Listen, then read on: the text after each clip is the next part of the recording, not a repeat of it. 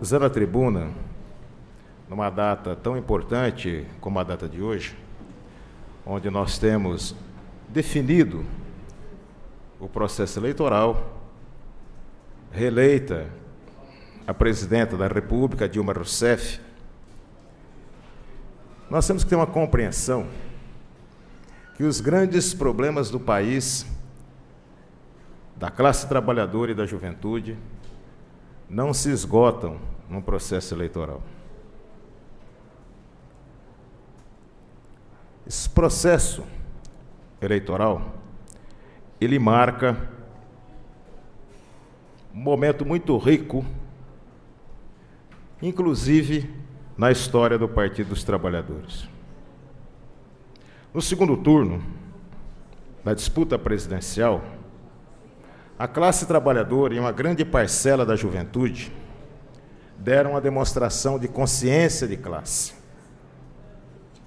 Que mesmo que isso não fosse tratado e não fosse dito de maneira bem clara, havia, nesse debate, interesses de classes distintas em confronto.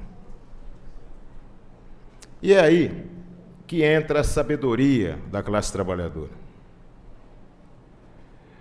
Seria uma insanidade se discutir qual nota musical é a mais importante. Se é o dó, se é o sol, se é o lá, se é o mi. Ao músico, ele toca e usa a nota de acordo com aquilo que ele vai tocar. Nessa eleição do segundo turno, nós tínhamos duas situações. E dou outro exemplo. E falando diretamente com os trabalhadores de Bauru e a juventude de Bauru. Eu tenho dois inimigos. Um quer me abater usando uma arma de fogo. O outro quer me abater usando pequenas doses de veneno. Numa análise muito rápida, se eu quiser sobreviver, eu tenho que me confrontar com aquele que está com a arma de fogo, me livrar dele, para depois enfrentar aquele que quer me matar aos poucos, me dando doses de veneno. Eu digo isso porque, sobre o ponto de vista do interesse da maioria dos trabalhadores e da juventude desse país, os problemas não estão resolvidos. Não basta ganhar uma eleição. Nós temos que colocar no centro desse debate as reivindicações e os interesses da classe trabalhadora e da juventude. É inegável que o país enfrentará problemas muito sérios em relação aos desdobramentos da crise econômica mundial que já afetam setores importantes da população brasileira. O diagnóstico que, sabiamente, a maioria dos trabalhadores e da juventude fez foi, inclusive, dando um recado ao meu partido e à sua maioria, dizendo: nós votamos no PT, elegemos a presidente Dilma, mas não é para fazer aquilo que vinha sendo feito. Nós damos mais uma oportunidade ao PT, para que o PT rompa com os governos de conciliação de classe, porque enquanto o PT for refém da conciliação de classes, os interesses da maioria esmagadora da população brasileira e da juventude não serão resolvidos.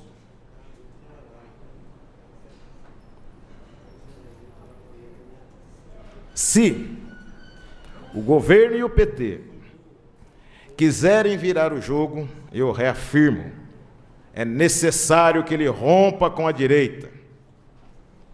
Isso passa necessariamente por demitir todos os ministros que são vinculados ao sistema capitalista.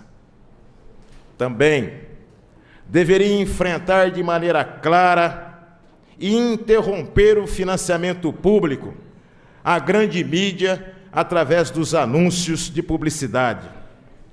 Enfrentar a Rede Globo, e enfrentar a Rede Globo sobre uma medida e atuar com uma ação que é uma concessão pública.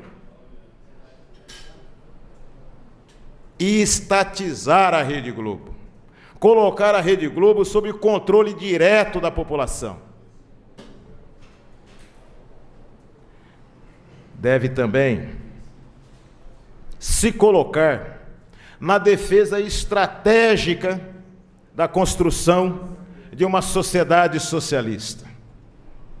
Porque foi na luta, foi no combate diário, foi nas portas das fábricas, que os melhores militantes do Partido dos Trabalhadores, que a juventude mais consciente, identificando o mal que se aproximava, combateu para dar essa vitória apertada à presidente Dilma.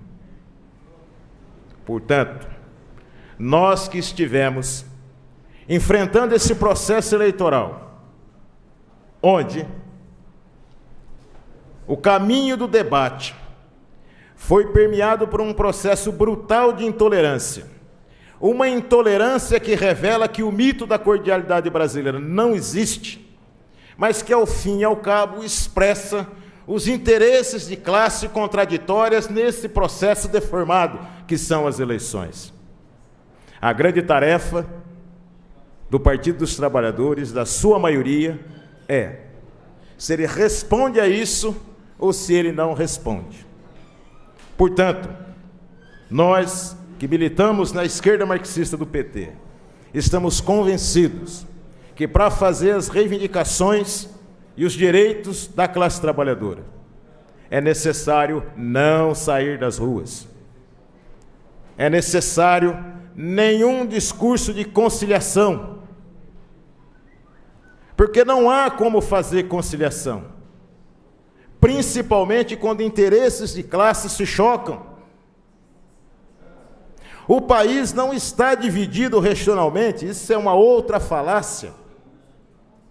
A divisão que se expressou no processo eleitoral foi uma divisão nítida e clara de projetos, mesmo com as confusões que eles possam aparecer.